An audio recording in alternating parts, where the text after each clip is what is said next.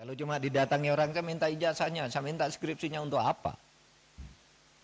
Kalau saya, enggak boleh. Saya lihat di TikTok. Seakan-akan, apa?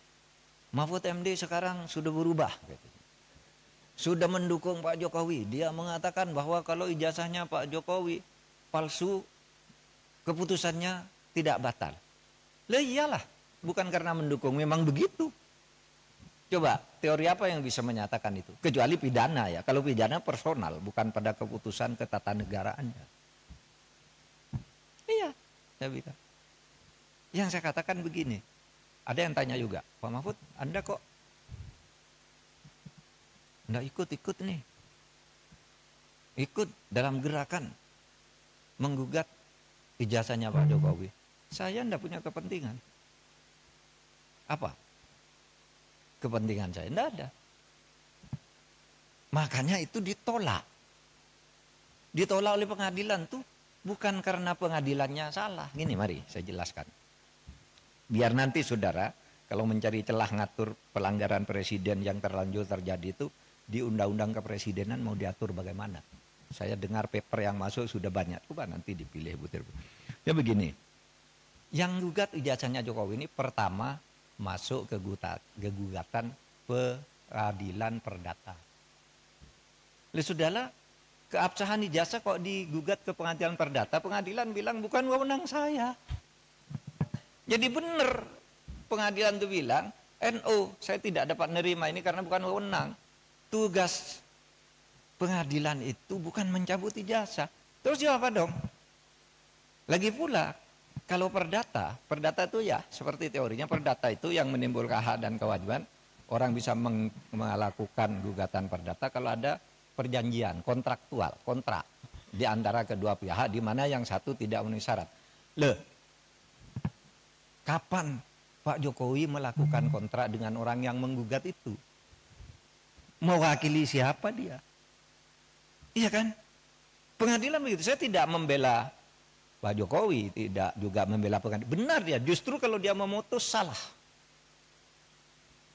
Pengadilan negeri itu. Terus kemana dong? Tidak ada kok. Pihak yang dirugikan siapa? Secara perdata. Siapa yang perdata itu kan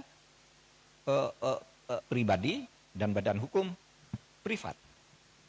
Oh kalau gitu pindah ke PT UN. PT UN juga menyatakan tidak bisa nerima. Kenapa? Kalau saya dinyatakan mencabut ijazah tidak sah. Seharusnya Anda minta, kalau mencabut ijazah itu minta ke UGM. Karena UGM yang menerbitkan, masa PT UN? Dan lagi pula apa rugimu secara ketatanegaraan, ketatausahaan negaraan? Pencabutan itu minta ke UGM, kamu UGM yang mengeluarkan. Kok saya disuruh menyatakan tidak sah? Kalau Kalimantan Sur nyatakan tidak sah, pasti NO dong.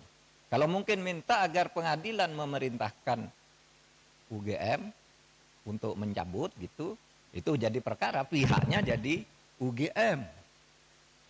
Maka saya bilang, wah UGM tidak usah melibatkan diri lah, apa buang-buang waktu begitu.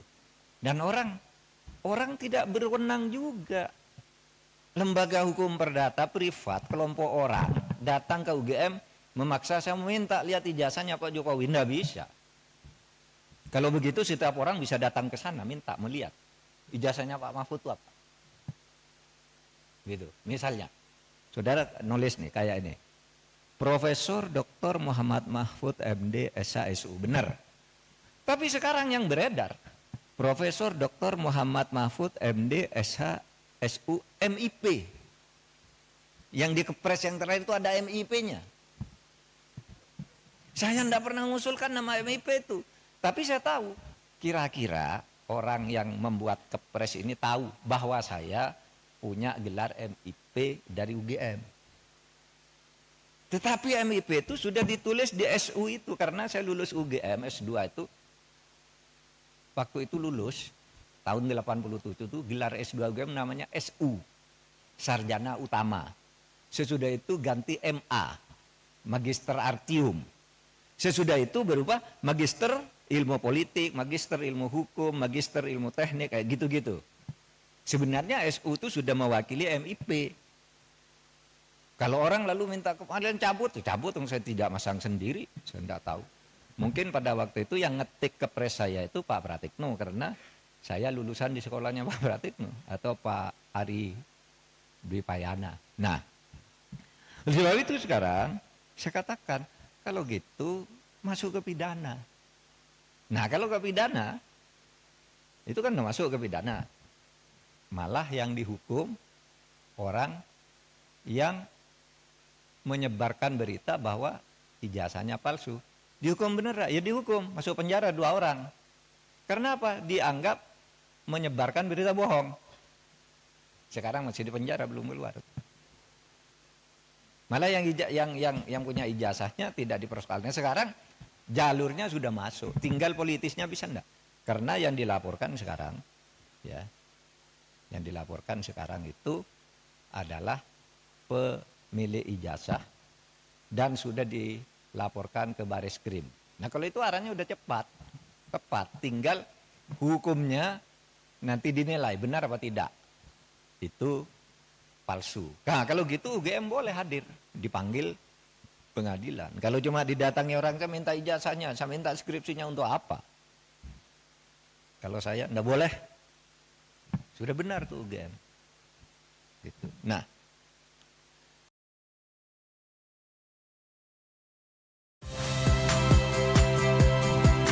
saya Cynthia Rompas. Saksikan program-program Kompas TV melalui siaran digital, pay TV, dan media streaming lainnya. Kompas TV, independen, terpercaya.